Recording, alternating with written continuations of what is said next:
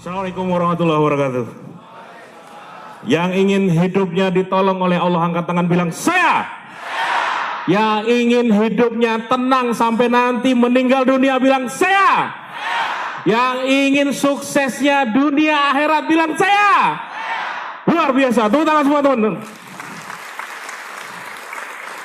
Tadi Randy sudah ngajak nangis-nangis.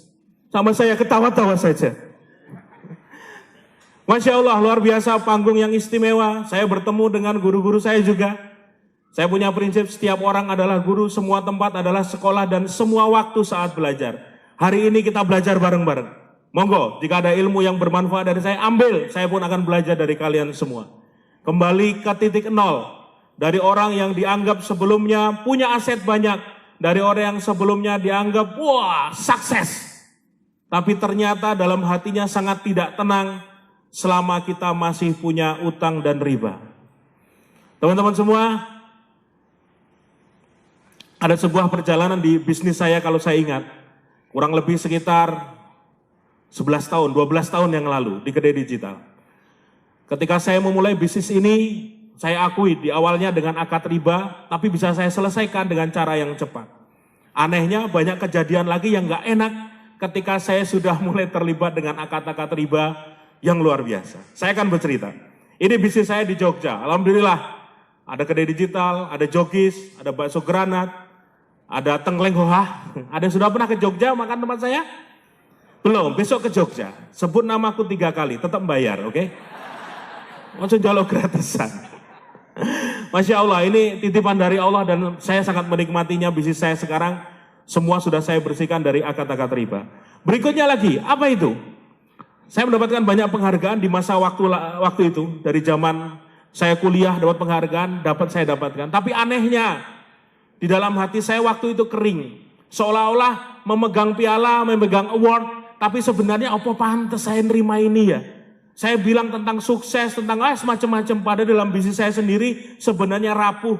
Pengen nabung gak bisa, tiap bulan hidup terbebani dengan cicilan. Bagaimana mungkin bisnis kita mau besar kalau setiap hari yang dipikirkan ada tanggal 20, tanggal 25 ketika debt collector datang nagih. Dibayar urung tagihanmu. Nggak enak ya. Jadi ini masa lalu saya, tapi terima kasih ketika award diberikan kepada saya.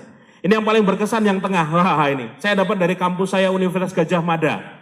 Padahal saya lulus hampir 6 tahun, IPK-nya 2,11, kasihan banget loh ya.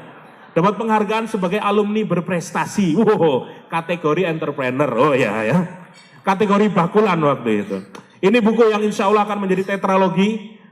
Balik titik nol Taubatus menjadi jalan pulang, dan yang ini dapat buat teman-teman semua nanti adalah yang ciut, catatan indah untuk Tuhan. Semoga akan menjadi inspirasi buat sampai masa-masa ke depan. Masuk mulai ke materi ya, waktu hanya 1 jam. Jadi harus benar-benar padat. Apa itu? Yang pertama adalah ini. Dalam sebuah kisah Nabi Muhammad menjelaskan, ada orang datang dengan pakaian yang lusuh, dengan compang-camping, dan dia berdoa, ya Rob, ya Allah ya Tuhanku. Tapi coba lihat bagaimana mungkin doanya mau dikabulkan kalau di badannya ada harta yang haram, ada makanan yang haram, ada harta haram yang masih nempel. Bagaimana Allah mau mengabulkan doanya? Dan ini kita seperti ngambil kaca sendiri. Apakah saya sudah bersih ya Allah? Ada akad-akad di masa lalu atau ada dosa di masa lalu yang belum selesai? Kalau kata Hakim, orang yang punya keburukan di masa lalu dan belum bertobat, seperti orang yang nanam ranjau di depan jalan akan dia lalui. Nauzubillah min dzalik. Siapa yang dulu waktu kantin di sekolah, di kantin, makan tempe 10 ngakunya 5, ada nggak? Ada, nah, selesaikan. Kalau nggak itu jadi ranjau di masa depan. Bener loh, hati-hati loh. Saya ingat bener ketika dulu pernah makan di sebuah kantin, lagi main badminton, kurang 100 rupiah. Bertahun-tahun saya lupa bayar, lewat di depan tempat latihan itu, dan saya diingatkan sama Allah, Hesab, punya utang 100 rupiah ke ibu kantin belum saya bayar. Nyari ibu kantinnya nggak ketemu, saya ambil uang 100 ribu dan saya masukkan ke masjid, saya berdoa sama Allah, ya Allah, ini utangku 100 rupiah, tak kembalikan 1000 kali lipat pahalanya untuk ibu tersebut. Habis itu hatinya lega. Bagaimana nasib tempe-tempemu yang belum dibayar? Lanjut lagi. Apa itu taubat? Segeralah bertaubat. Ini ayatnya. Di surat Ali Imran 133-14. Dan bersegeralah engkau pada ampunan Tuhanmu.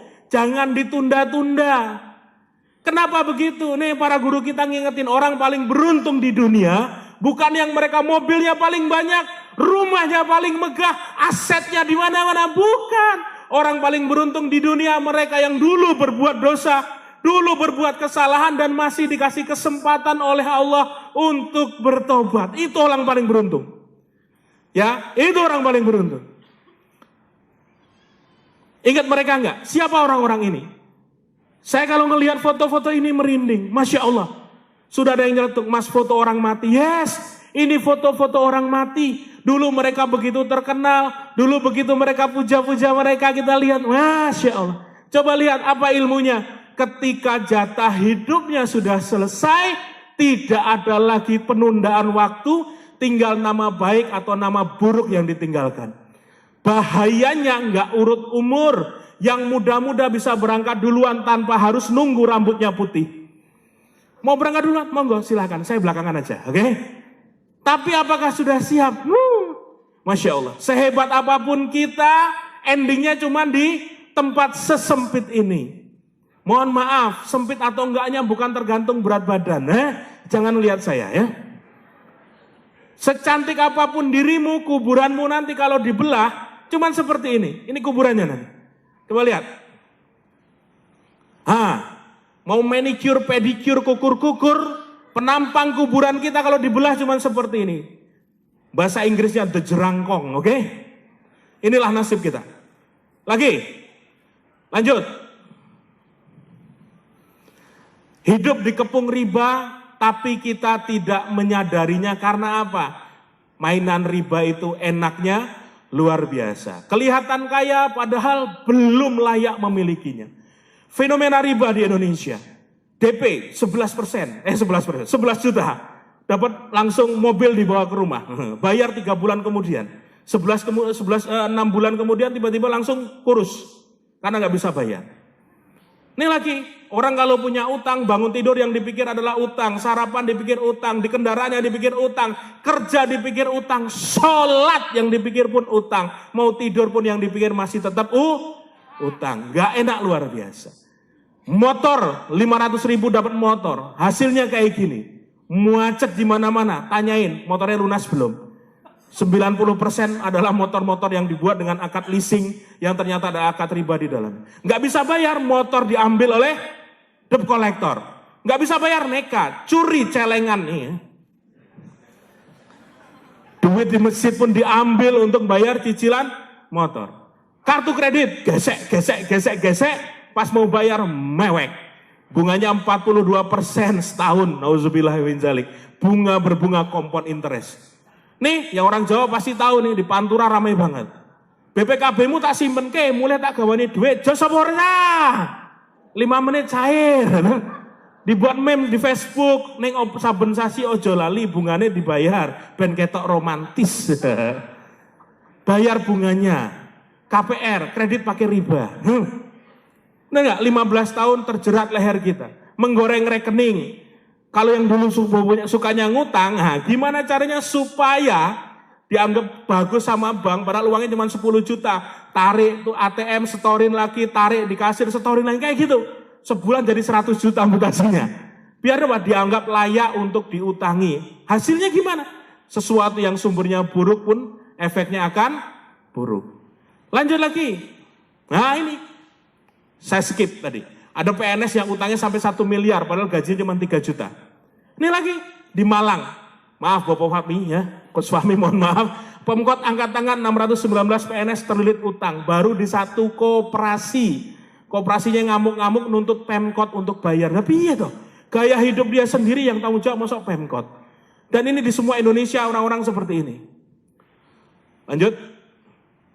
Kalau nggak bisa tolong di neck mas. Nah ini. Di back, tolong di back, bisa.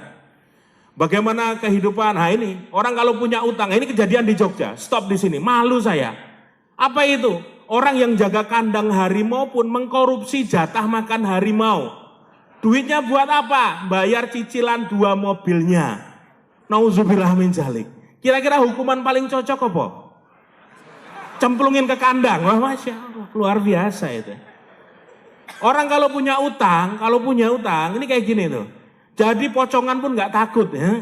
Rumah digedor malah sama orang, alhamdulillah pocong gitu. Dikira orang bank. Dia lebih takut pada orang bank dibandingkan pada pocong. Lagi, ketik di Google, mati bunuh diri karena utang. Ratusan kisah orang yang mati bunuh diri karena utang. Ada yang nyemplung ke sumur, ada yang nabrakin diri ke kereta, gantung diri, masa. Nauzubillah min dzalik. Kapolsek Karangsembung bunuh diri karena utang. Ini yang saya tahu ini, Masya Allah, saya nangis waktu itu.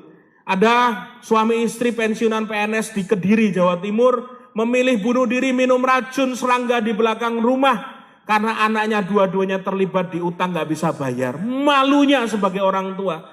Ini pesan seperti ini, dijual saja, cincin jual, rumah jual. Buat bungkus jenazah ada di belakang, ada di lemari. Buat bapak ibu doakan agar diterima oleh Allah. Anggota DPRD bunuh diri karena utang. Masih muda 29 tahun, ganteng. Karena utang, riba membuat hancur, memilih untuk bunuh diri. Terus apa ini? Masya Allah, lihat. Ini kata Nabi, utang membuat kehinaan di siang hari dan kegelisahan di malam hari. Nggak enak banget. Waspadalah, sifat buruk dari utang adalah bertambah, dan bertambah. Yang punya kartu kredit dulu cuma 1, sekarang kartu kredit 10 ada. Seorang ibu di Surabaya maju ke depan, kartu kreditnya 38. Buat apa bu? Makan di mana-mana gesek hanya untuk gaya hidup. Ada seorang pimpinan media utang kartu kreditnya 600 juta. Nauzubillah min dzalik. Ngerinya luar biasa tentang sifat buruk dari utang ini. Lanjut, itu baru utang. Bagaimana dengan riba? Orang bertanya, riba itu apa sih mas? Lebih enak kan rabi katanya. Apa itu riba? Nabi Muhammad SAW menjelaskan, semua utang dengan kelebihan bayar itulah riba. Jadi misalnya kita berutang nih, saya berutang padamu 1.000 rupiah dan saya harus kembalikan 1.200, maka yang 200 itulah utang. Banyak the ngeyelers, orang-orang ngeyel. Mosok utang kalau di bank, di lembaga keuangan, leasing, asuransi itu semua riba. Dijelaskan. Orang yang paham agama, yang belajar agama, sudah membuat fatwanya di MUI. Nomor 1 tahun 2004, silahkan dicersing sendiri. 300 ulama dunia kumpul di Saudi Arabia, di Kairo, dan semua sepakat bahwa praktek bunga dalam bank itu adalah riba yang diharamkan Allah. Nah kita kok mau ngeyel? Sekolahmu agama neng ngendi? Sudah sampai juz berapa apalnya? Kenapa baru sekarang heboh? Setelah semua orang punya gadget canggih, Facebook, YouTube mendunia, semua orang jadi belajar dan para ustadz yang tidak laku, bukan dalam tanda kutip ya, tanda kutip tidak laku di TV, mereka punya media luar biasa untuk bercerita bahayanya tentang hutang. Mereka akan menjelaskan ini loh, hijrah tentang riba itu seperti ini, dijelaskan semuanya. Dan melalui YouTube, melalui Facebook kita jadi banyak belajar. Ya Allah, ini ustadz gak muncul di TV, tapi kajian di Facebooknya menghancurkan hati nurani. Ternyata selama ini saya hidup dengan utang dan riba. Riba dosanya kayak apa sih kok baru pada ribut sekarang? Nih, lihat. Ternyata ancaman dosa paling pertama yang bikin nyesek. Kita tuh dilaknat oleh Nabi yang setiap hari kita kirim salawat, yang kita berharap besok dapat syafaatnya. Siapa yang dilihat Nabi? Mereka yang makan riba. Dulu ada teman saya bilang, oh itu yang minjemin duit ke saya dengan bunga. Bukan hanya mereka minjemin. Kamu yang bayar, yang nulis, yang nyatet, jadi saksi semua kena. Makanya teman-teman yang di bank, Masya Allah, setelah mereka sudah dapat penjelasan ini di banyak media, pada mulai takut. Notaris tuh yang curhat ke saya, mas di meja saya setiap hari akad riba mas. Belasan, ini gimana mas? Lah piye? Siapa nih kan ngono wae? Terus lanjut lagi. Apalagi tuh? Yang kedua ancaman dosa riba. Dari Nabi Muhammad menjelaskan. Ternyata dosa paling ringan itu seperti kita berzina dengan ibu kita sendiri. Kalau di seminar-seminar pengusaha tanpa riba ngomongnya kejem. Saya kasih contoh. Bapak ibu semua, jika Anda pengen merasakan dosa riba, nanti pulang ke rumah kau cari ibumu, ajak ibumu berzina. Kalau nanti kau pulang pak, temui anak gadismu, ajak anak gadismu berzina. Pulang mbak, temui bapakmu, ajak anak bapakmu untuk berzina. Pulang ke rumah, anak perempuanmu, ajak anak perempuanmu berzina. Kalau sudah selesai, rasakanlah itu dosa riba. Diam semua. Yang ngomong bukan saya itu, saya ngasih contoh aja. Ya, terus berikutnya lagi, apa nih? Ancaman dosa riba berikutnya. Jreng, 1 dirham, kurang lebih sekitar 70.000 rupiah. Itu sama dengan seperti 36 kali berzina. Jadi kalau dulu saya bayar cicilan motor 500.000, 150.000-nya itu adalah bunga. Saya seperti berzina sampai 72 kali. Nauzubillah min dzalik. Apalagi nih? Masya Allah. Jreng, siapapun yang memperbanyak hartanya dari riba, ujung akhirnya adalah kemiskinan. Nggak enaknya kalau kita sudah mainan riba, bisnis itu bukan hanya soal dunia. Ini juga soal akhirat. Surga dan neraka. Nggak enaknya nerakanya kadang sudah dirasain ketika kita di dunia. Sudah dicicil duluan. Kelihatan kaya padahal utangnya di mana-mana. Kelihatan sukses padahal tiap bulan bingung mikir cicilan. Saya nggak nunjuk siapa-siapa. Saya nunjuk diri saya sendiri. Masa lalu saya. Ini kantor saya di utara kampus UGM Jogja. Mewah, megah, wih luar biasa. Disuting oleh TV. Wow, wartawan wira-wira nyuting. Ini iklan di UGM. Alumni kami berprestasi, dalam hatinya hurung lunas. Mereka nggak tahu saya membungkusnya itu dengan sesuatu yang dianggap sukses. 2005 sampai 2009 bisnis saya alhamdulillah lancar jaya. Cabang saya tumbuh, tiap bulan selalu dapat profit. Jarang mendapatkan kerugian, itu jarang banget. Selalu saya nikmati sampai 2009 godaan setan luar biasa datang. Mas Abdul, pengen beli nggak gedung ini? Waduh, saya nggak punya uang. Berapa? 700 juta. Tapi Mas Abdul coba lihat di sini. Cukup orek, tanda tangan, nanti dari pihak bank sudah bayari. Godaannya dahsyat. Oke, good. Urak. Besoknya sudah saya dicap punya utang 700 juta dan gedung ini milik saya. Anehnya, tidak ada apapun di dunia ini yang berjalan tanpa kehendak Allah. Saya mengalami banyak peristiwa selama 6 tahun yang bikin nyesek dada ini. Kok sepertinya hidup saya sial terus ya? Kejadian pertama adalah ketika saya ditipu oleh karyawan sendiri. Ditipu sama orang dekat tuh gak enak loh, ditusuk dari belakang. Dia bawa uang 33 juta, manajer yang paling saya percaya. Gak enak. Walaupun kemudian saya minta tanda tangan di atas kertas, kembalikan hanya kembali 25 juta. Tapi rasa sakit hatinya kok kayak gini ya, sudah kamu tak percaya, tapi dirimu kayak gini. Berikutnya saya bikin banyak usaha di sana, anehnya banyak yang gulung tikar. Ke digital printing, ke digital studio. Semua itu wah Masya Allah modalnya sedikit, tapi wes bisa lah jalan. Anehnya baru tahun pertama, tahun kedua pada kukut. Lebih banyak ruginya dibandingkan untungnya. Nggak enak. Terus berikutnya lagi, jeng, ini yang luar biasa. Mas Sabtu pengen nggak? Pengen punya mesin bordir komputer tanpa modal. Ini harganya 100 juta mas. Dari kami bank siap bayari 80%. Nah 20%-nya dari supplier dapat diskon. Jadi tanpa modal. Oke, tanda tangan riba lagi. Cek. Besoknya mulai kejadian dipakai 2 bulan, 3 bulan. Sering rusak. Sampai saya tanya ini kenapa ya? Kayaknya kok nggak berkah banget ini. Mas ini motherboardnya hangus harus nunggu 2 bulan dari Cina. Masya Allah, raiso dodolan. Nggak bisa jualan. Sampai yang bagian teknisnya memilih resign karena lebih banyak untuk ini diemnya. Putus asa tak kirim ke teman saya di Solo, dipakai saja kalau kamu bisa kanibal kerjain. 2 tahun lalu saya kontak, piye mesin bordir komputerku. Wah, sekarang jadi pangkringan ayam mas, luar biasa. Ini pangkringan ayam termahal se-Indonesia. Tolong. Dan saya harus bayar cicilannya 3,5 juta selama 3 tahun dari duit saya yang lain. Berikutnya, ini mainan forex derivatif, trading. Nyesek luar biasa. Seorang kawan bilang, Sab mau nggak kamu untung 28 juta dalam seminggu? Siapa yang nggak mau? Caranya, jualan angka.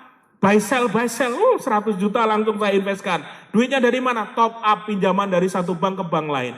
Sumbernya sudah akad riba buat mainan judi online kayak gini. Enak loh, bener loh. Buy, siang hari malam hari saya sell. Langsung untung 7 juta. Makin hari makin serakah, enak ya. Sholat mas, yang dipikir tuh Allahu Akbar. Naik ya Allah grafiknya, naik ya Allah. Yang ketawa keras pelaku biasanya. Sampai satu ketika beli 2 lot, grafik naik. Jam 9 pasar Amerika buka Dow Jones, grafiknya bisa turun kayak gini. Keringetan langsung, astagfirullah. Mainan judi pun bisa nyebut astagfirullah. Sampai ditelepon oleh salesnya, mas itu sudah kekunci akunnya. Kalau Mas Sabtu mau lanjut lagi harus setor lagi 100 juta, 50 juta. Dalam sejarah hidup saya 2011, yang dianggap pemuda berprestasi dari Jogja, telepon ke teman-teman di Jakarta, Batam, Bandung, aku pinjam uang, Masya Allah. Harga diri sudah nggak ada lagi. Harga diri sudah nggak ada lagi, malunya minta ampun. Ada yang minjemin, saya suntikin di sana. Sampai akhirnya 3 bulan, ya Allah, ludes semua 350 juta. Nyesek luar biasa. Dalam kondisi kayak gitu saya memutuskan untuk menutup laptop, berdua nangis dengan istri. 350 juta hilang dalam 3 bulan. Kok ya habis itu saya diundang di acara seminar bareng Ustadz Yusuf Mansur, Mas Jody Warung Steak. Apa itu waktu temanya? Bisnis berkah, rezeki melimpah, luar biasa. Dalam hati, melimpah apa nih? Gitu. Tapi saya tetap berangkat. Siapa tahu dapat amplopan dari panitia, betul? Buat bayar utang.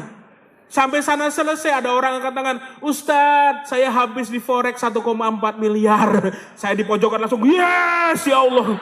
Lebih banyak dia ya Allah, luar biasa. Jadi saya yes di tengah kehancuran orang, kejem saya ternyata.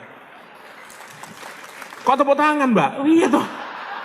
Ini susah malah tepuk tangan. Selesai belum, pagi hari karyawan saya telepon, Assalamualaikum Mas, astagfirullah, astagfirullah. Kok Assalamualaikum, astagfirullah, ada apa ini? Kantor dibobol maling Mas. Wih.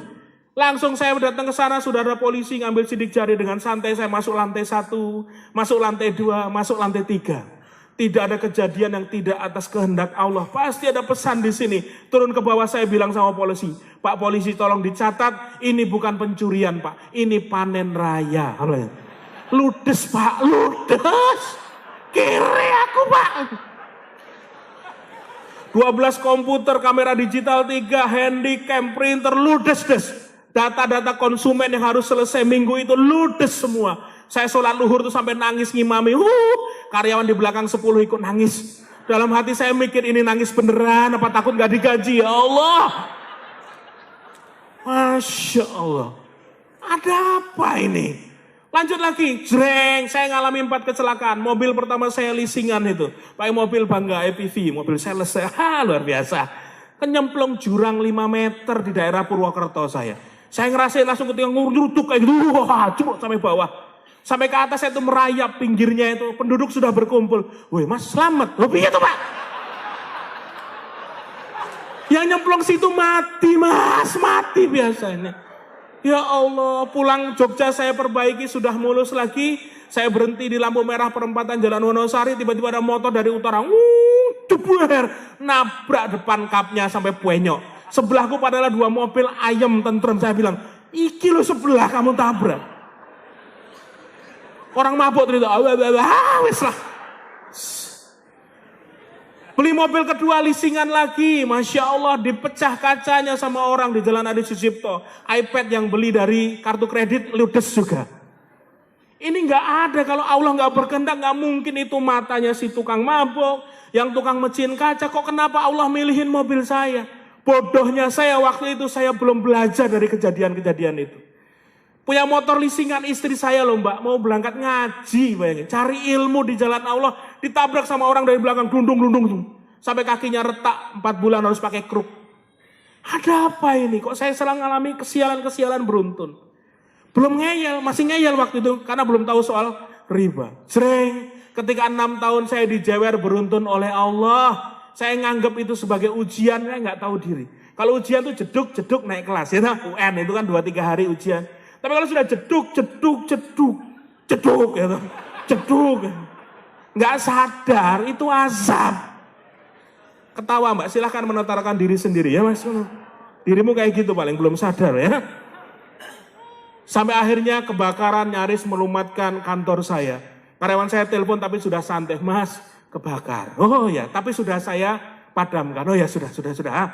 Akhirnya saya memutuskan untuk hijrah waktu itu gara-gara apa? Saya pun dipertemukan oleh Allah yang mereka memilih untuk hijrah duluan.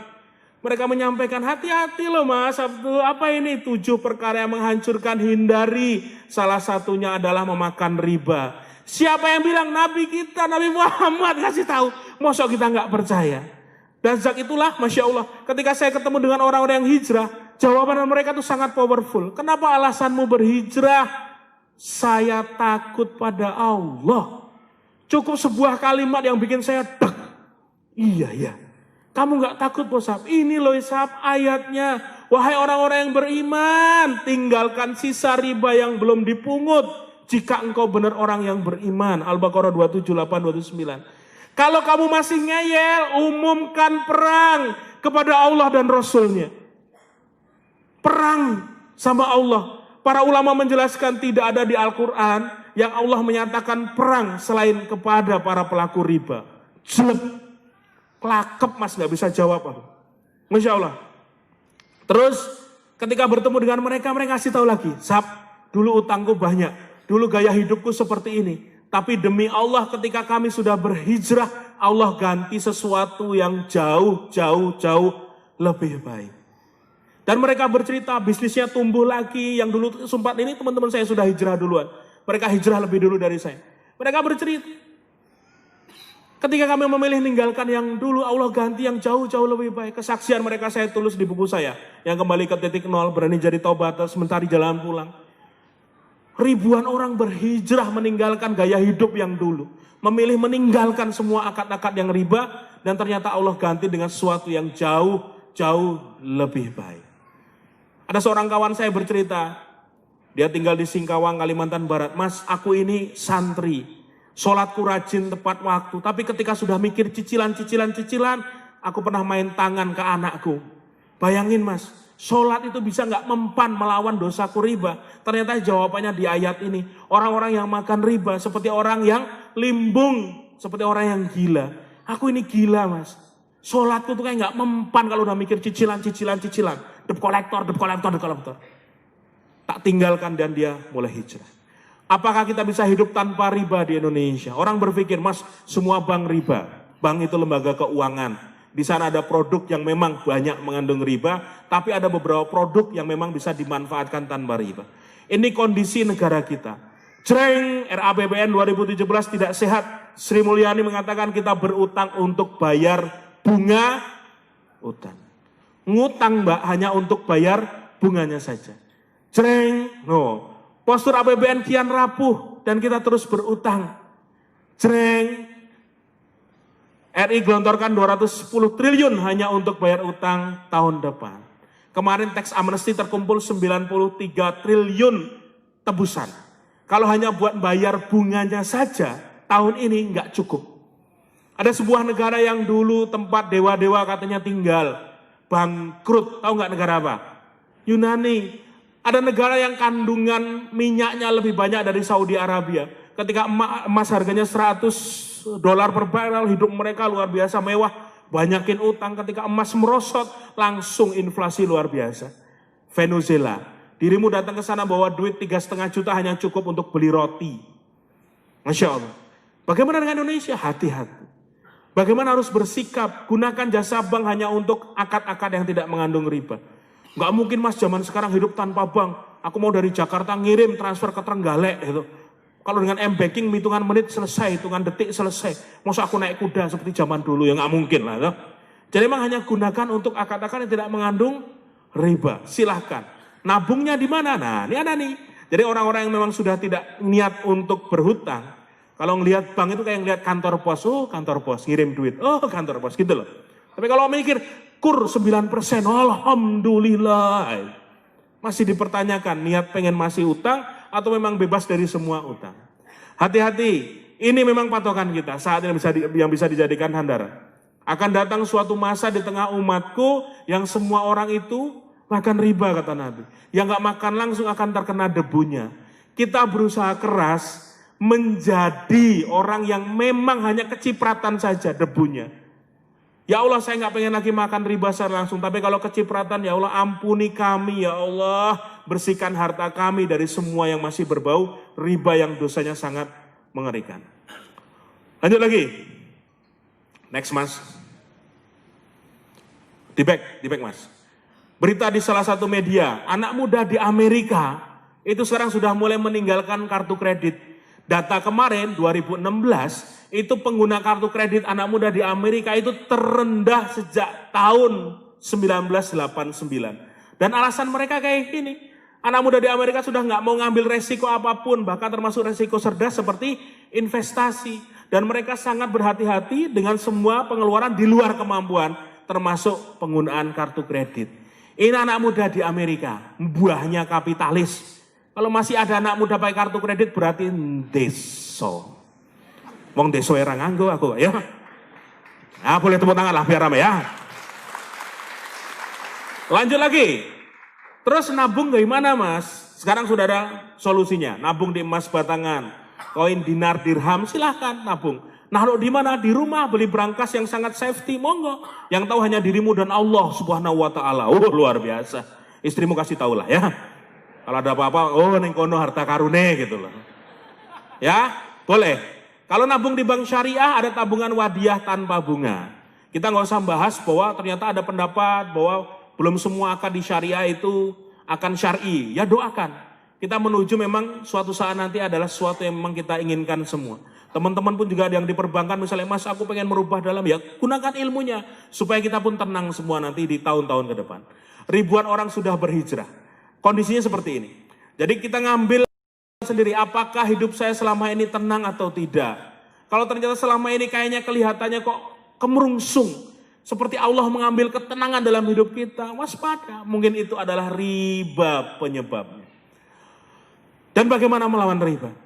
Sementara ini sangat besar. Mulai dari diri sendiri walaupun dari tempat yang kecil, dari cara yang sederhana. Ketika sudah bisa bebas dari utang dan riba, ajak teman, saudara, semua dipengaruhi. Syiarnya dengan kebaikan, dengan merangkul. Jangan pernah syiar dengan cara menyalahkan, dengan menghujat, mengkafir-kafirkan, bukan. Merangkul mereka yang memang belum tahu dan belum paham. Dan para istri gak usah panas-panasan, gampang panas. Satu komplek tetangga pagi-pagi udah manasin mobil, gerutu. Pah, semua manasin mobil, saya cuma manasin sayur. Bubar wes sudah. Papanya langsung panas, kredit lagi. No, lanjut lagi. Ini bagaimana kisah saya dan teman-teman di sedekah rombongan di awal-awal dulu. Pengen banget untuk mulai bantu orang yang bebas dari riba. Tapi ini kasusnya sangat kasuistik. Ada seorang ibu, anaknya 6, rumahnya lantai tanah, terjebak di 5 rentenir. Masya Allah. Pilihan kami adalah ibu ini terkena stroke, anaknya masih kecil-kecil dan rentenir. Wah Masya Allah, kalau nagih kan kejem mereka. Ada wes sudah, kita bantu, kita lunasi utangnya, tapi kita bersyiar kepada ibu tersebut. Jangan pernah berani utang lagi apapun alasannya. Saya kerjain Mas, tak bawain ambulan jenazah. Datang ke rumah para rentenir itu saya bawa ambulan jenazah dan benar kita bayari, kita nggak mau bayar bunganya hanya pokoknya, tapi satu persatu saya baru tahu namanya rentenir itu kayak gitu. Ngeri. Semua mayoritas mohon maaf ke wanita yang saya temui. Rambutnya sesetan, wah, antin, gelang, kaki semua emas, ngerokok, wih dahsyat. Kayak ibu kos di film Kung Fu Hustle itu ya.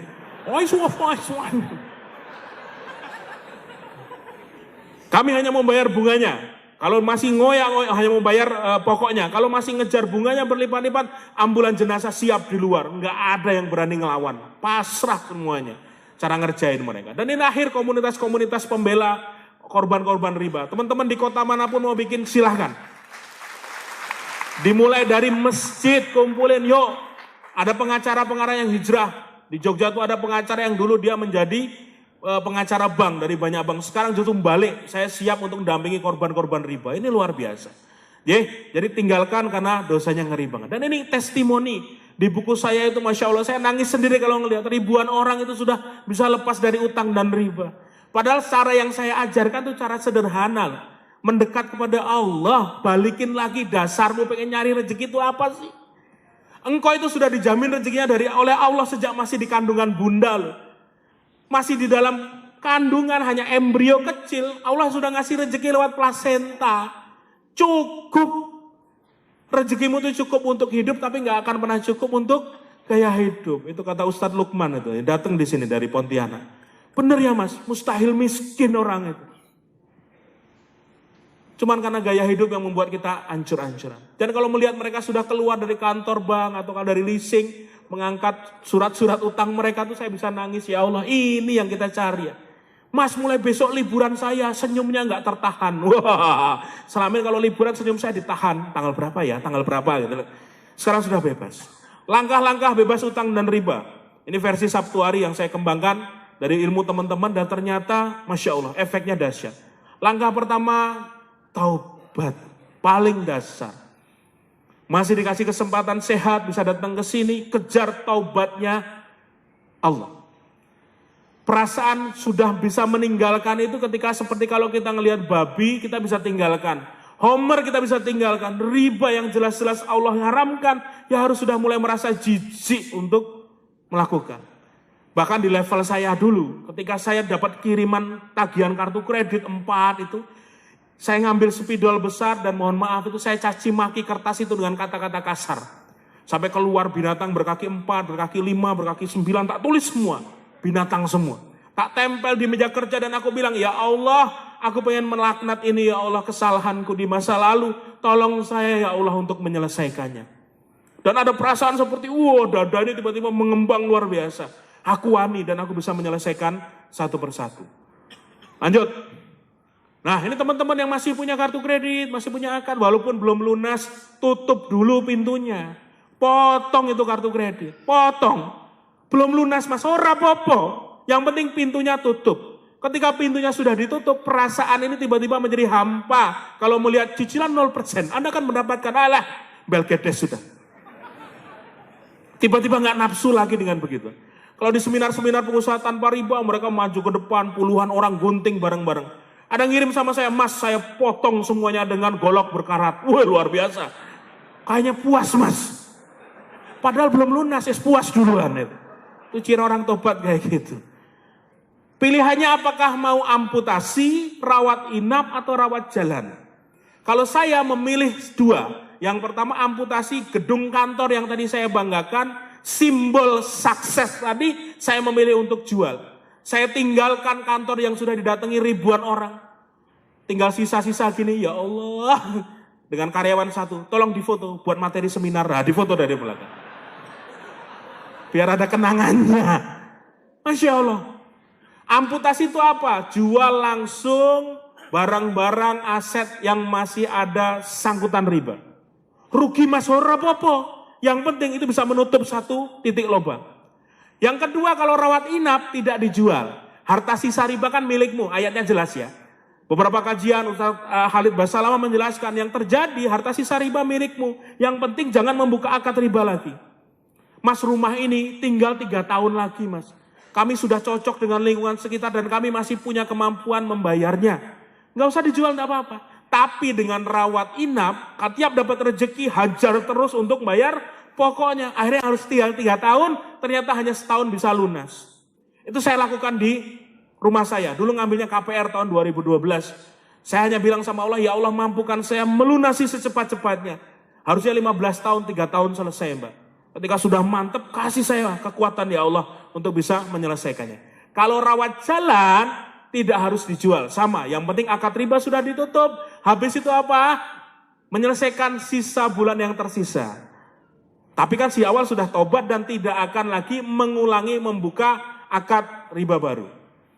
2, berazam. Berazam itu bercita-cita sampai mentok. Seperti anak kecil minta mainan, nangis, ya Allah, pengen bebas utang ya Allah, sampai kayak gitu, why not? Beberapa orang suami istri sudah berani menulis, ya Allah bismillah, bulan November 2016 kami bebas utang, kemarin saya di Pontianak, suami istri selesai utangnya, seminggu sebelum tanggal yang mereka tentukan. Rumah laku, terjual, masih dapat sisa, bisa membeli rumah baru malah, dan bisa membeli mobil second. Masya Allah, Mas Jul cerita, ketika saya wakafin waktu saya ngurusi pembangunan masjid pesantren, Allah mudahkan mas, rumah saya terjual malah dapat sisa dari sana, saya bisa membeli rumah pengganti. Berazam, bercita-cita sampai mentok untuk hidup tanpa utang dan riba. Lanjut lagi. Apa itu?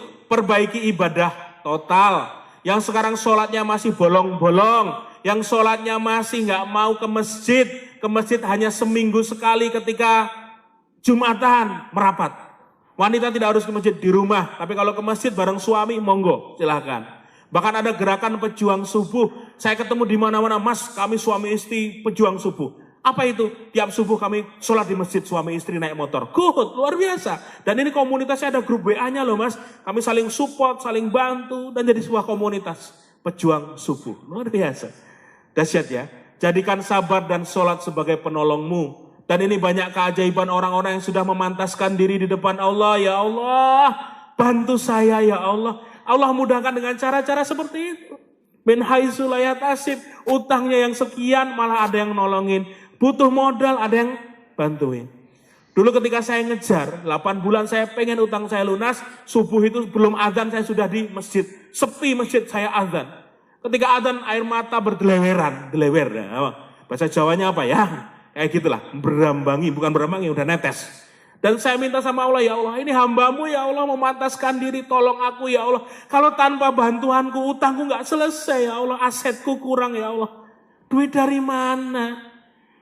Selesai itu dikasih banyak keajaiban oleh Allah.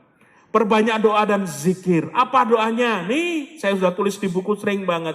Allahumma inni a'udzubika minal ma'tsam wal maghram. Yang ngajari Nabi kita langsung. Sampai para sahabat bertanya, wahai Nabi, kenapa engkau berdoa ini terus ya Nabi? Jawaban Nabi apa? Karena orang yang punya utang, kalau bicara dia akan bohong, kalau berjanji dia akan ingkar. Makjleb.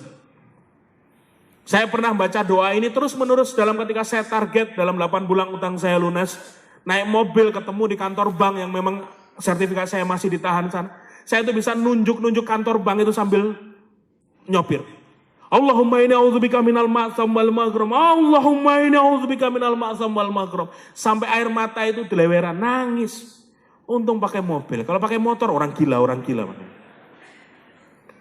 Terus lagi apa? Zikir yang lain. Ini boleh. Hasbunallah wa ni'mal wakil, ni'mal maula wa ni'man nasir. Sebanyak-banyaknya. Seorang kiai ngasih tahu ke saya, Sab, baca ini sebanyak-banyaknya. Dimanapun kau berada, baca ini. Hanya Allah yang bisa menolongmu. Hanya Allah yang bisa melunasi utangmu. Hanya Allah yang bisa menghadirkan banyak kesempatan untukmu untuk bisa menyelesaikan semua tanggunganmu. Wah, tak baca, Mbak. Ratusan kali. Hasbunallah. Anehnya benar, dada ini seperti membesar, kelihatan menjadi luas walaupun utang belum lunas. Dari situ mulai apa? Merasa yakin bahwa ini saya sudah di rel yang benar untuk menyelesaikannya. Minta doa orang tua, terutama ibu. Jangan malu mencium kaki ibu. Doanya ibu tuh dahsyat luar biasa. Saya pulang dari subuhan, datang ke rumah sampai rumah. Saya minta ibu, diam sebentar. Saya cium kaki ibu. Tiap hari nyari sampai ibu saya suka geli. Kowe ngopo toh, kowe iki ngopo toh. Doakan saya, Bu.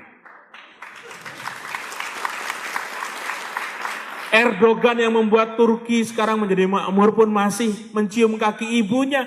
Sampai ibunya berkata, wahai anakku, engkau presiden dari negara besar ini. Engkau tidak layak lagi mencium kaki ibumu. Jawab Erdogan apa? Wahai ibu, apakah surga diharamkan untuk seorang presiden?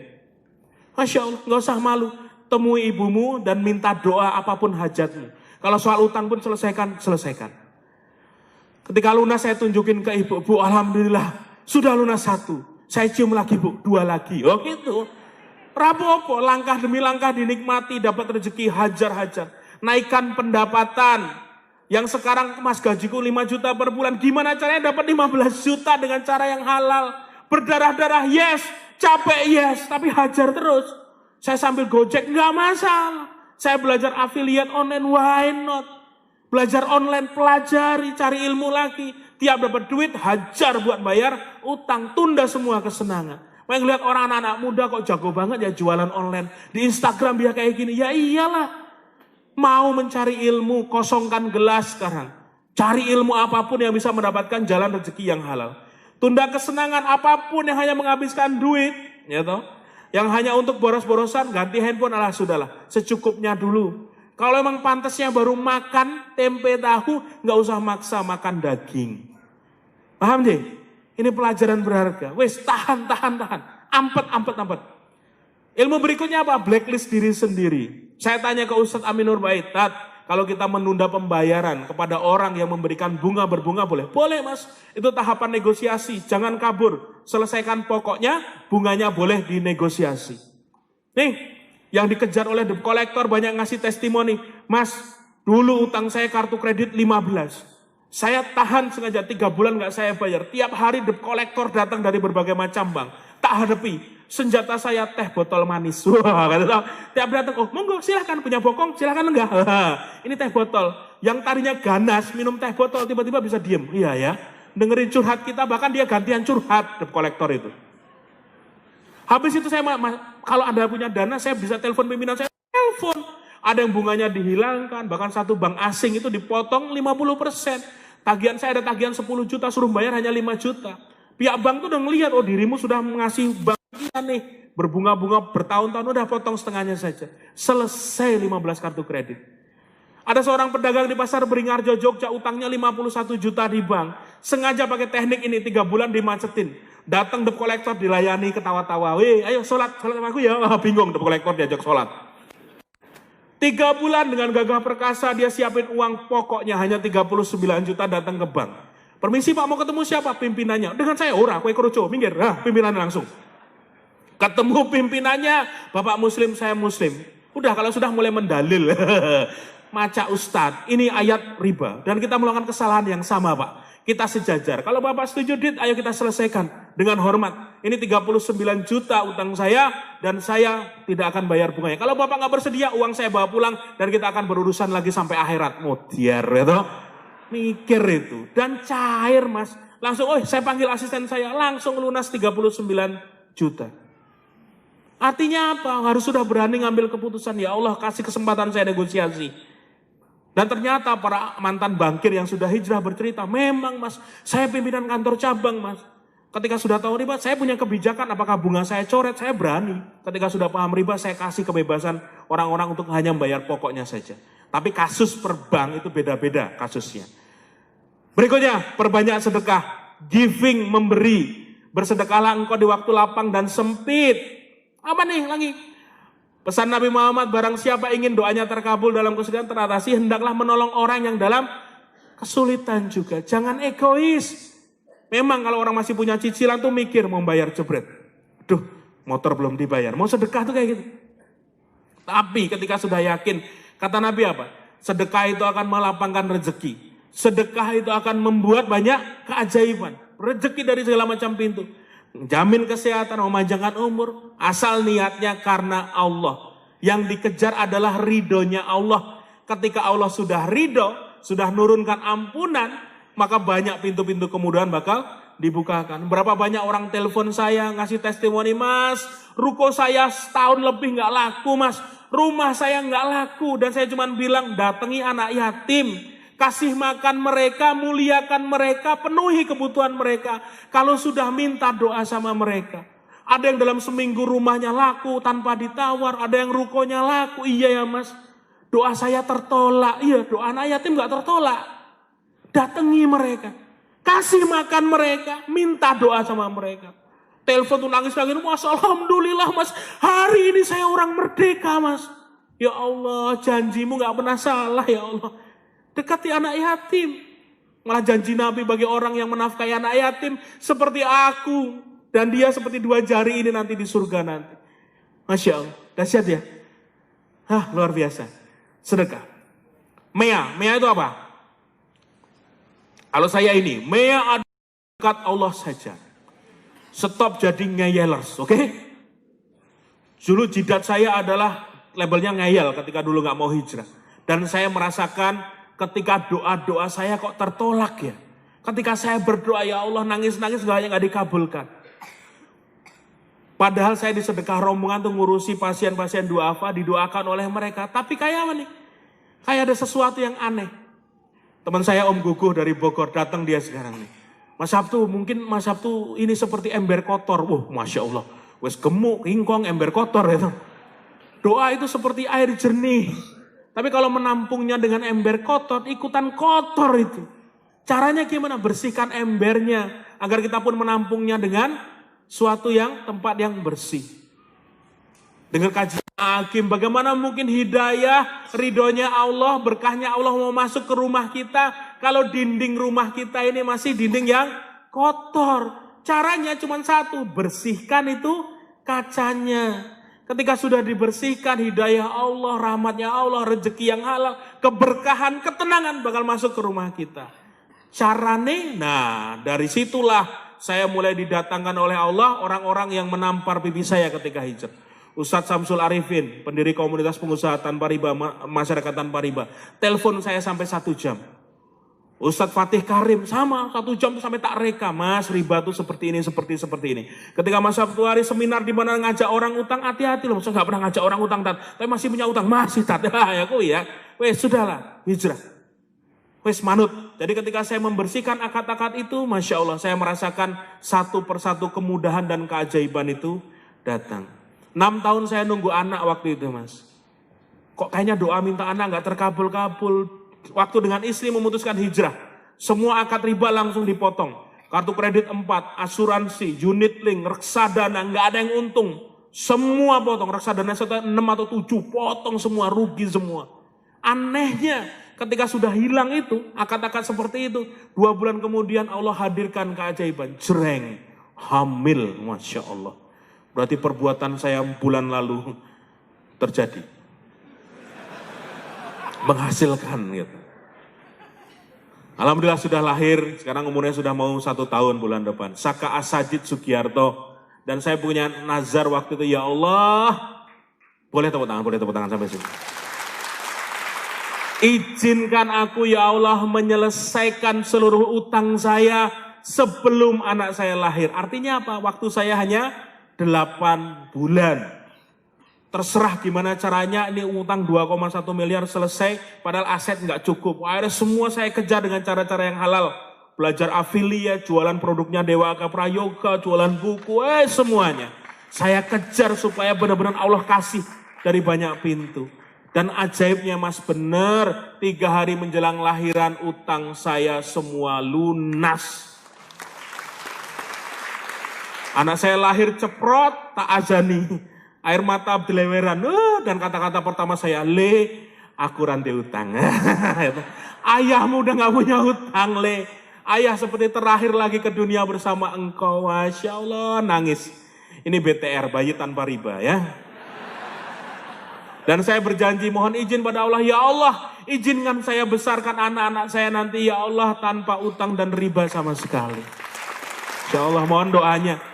Ini visi jangka panjang. Saya pengen ngajarin mereka jangan pernah lagi terlibat di akad-akad yang Allah murkai. Dan janji Allah itu apa benar? Janji Allah itu benar. Orang-orang yang berhijrah di An-Nisa ayat 100. Orang-orang yang berhijrah akan menemui tempat hijrah yang luas dan rezeki yang banyak. Dulu saya pengen uang cash itu susahnya minta ampun.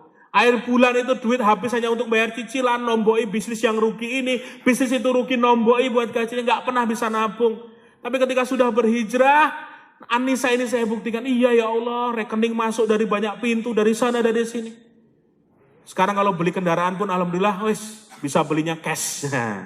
Bunyi knalpotnya cash. Bukan nah itu masih kredit.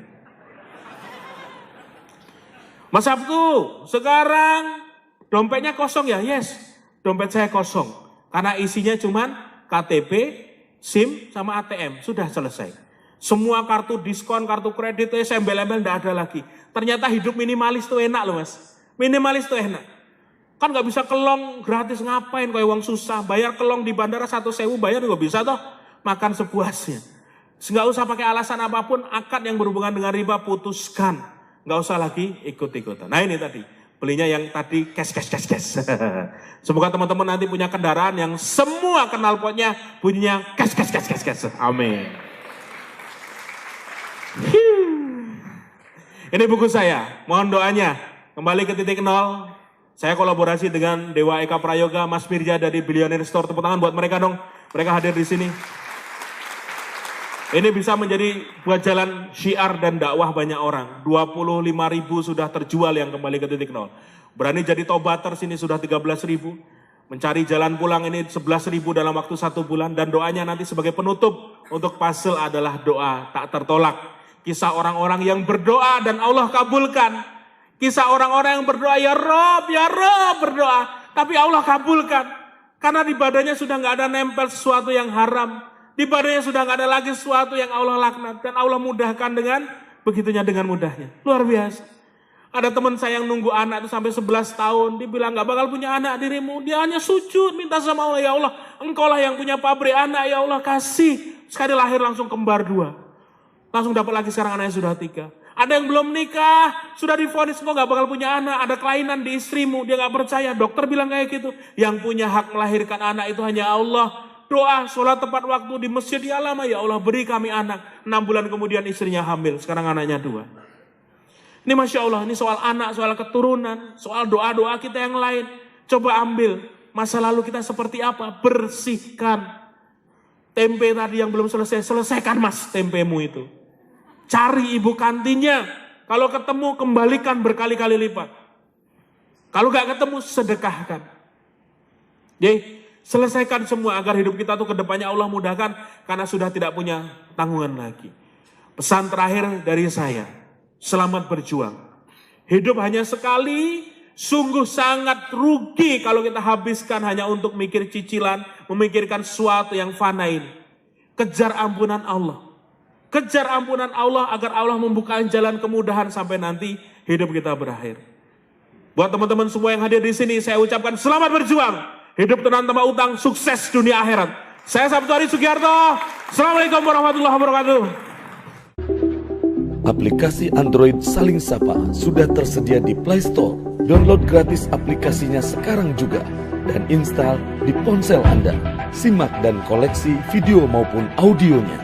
Kini jadi lebih mudah, menyenangkan, praktis, efisien, kapan saja dan di mana saja.